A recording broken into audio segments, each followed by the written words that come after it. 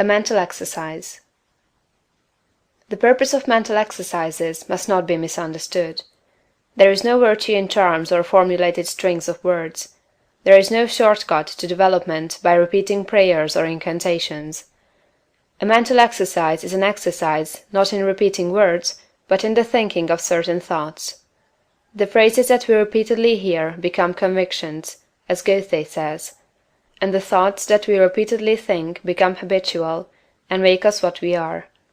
The purpose in taking a mental exercise is that you may think certain thoughts repeatedly until you form a habit of thinking them. Then they will be your thoughts all the time. Taken in the right way and with an understanding of their purpose, mental exercises are of great value, but taken as most people take them, they are worse than useless. The thoughts embodied in the following exercise are the ones you want to think. You should take the exercise once or twice daily, but you should think the thoughts continuously. That is, do not think them twice a day for a stated time, and then forget them until it is time to take the exercise again. The exercise is to impress you with the material for continuous thought.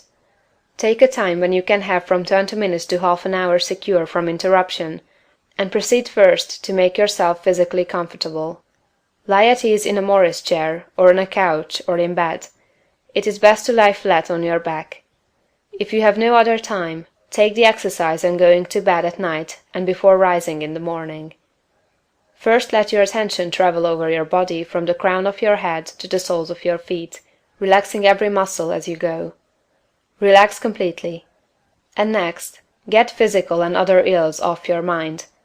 Let the attention pass down the spinal cord and out over the nerves to the extremities, and as you do so, think, "My nerves are in perfect order all over my body.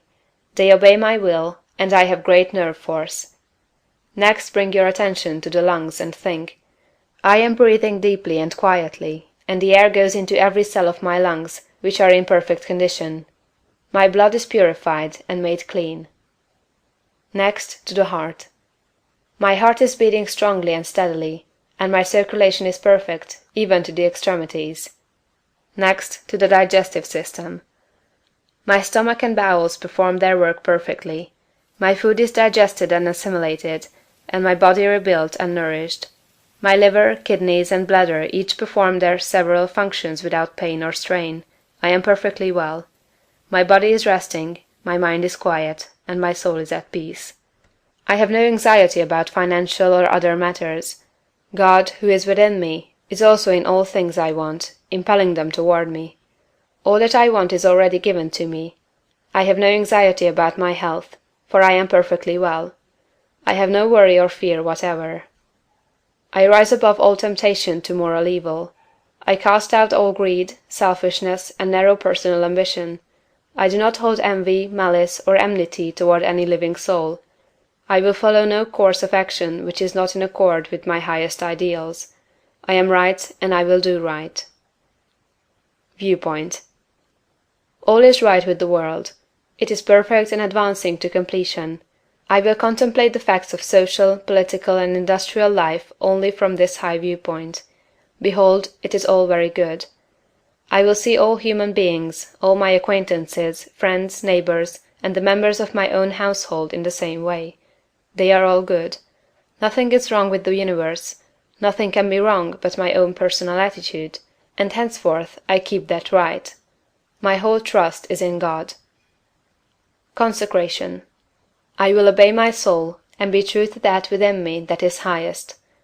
I will search within for the pure idea of right in all things, and when I find it, I will express it in my outward life. I will abandon everything I have outgrown for the best I can think. I will have the highest thoughts concerning all my relationships, and my manner and action shall express these thoughts. I surrender my body to be ruled by my mind. I yield my mind to the dominion of my soul, and I give my soul to the guidance of God. Identification. There is but one substance and source, and of that I am made, and with it I am one. It is my Father. I proceeded forth and came from it. My Father and I are one, and my Father is greater than I, and I do his will. I surrender myself to conscious unity with pure spirit. There is but one, and that one is everywhere. I am one with the eternal consciousness. Idealization. Form a mental picture of yourself as you want to be, and at the greatest height your imagination can picture. Dwell upon this for some little time, holding the thought. This is what I really am. This is a picture of my own perfect and advancing to completion. I will contemplate the facts of social, political, and industrial life only from this high viewpoint. Behold, it is all very good. I will see all human beings, all my acquaintances, friends, neighbors, and the members of my own household in the same way. They are all good. Nothing is wrong with the universe, nothing can be wrong but my own personal attitude, and henceforth I keep that right. My whole trust is in God. Realization. I appropriate to myself the power to become what I want to be, and to do what I want to do. I exercise creative energy.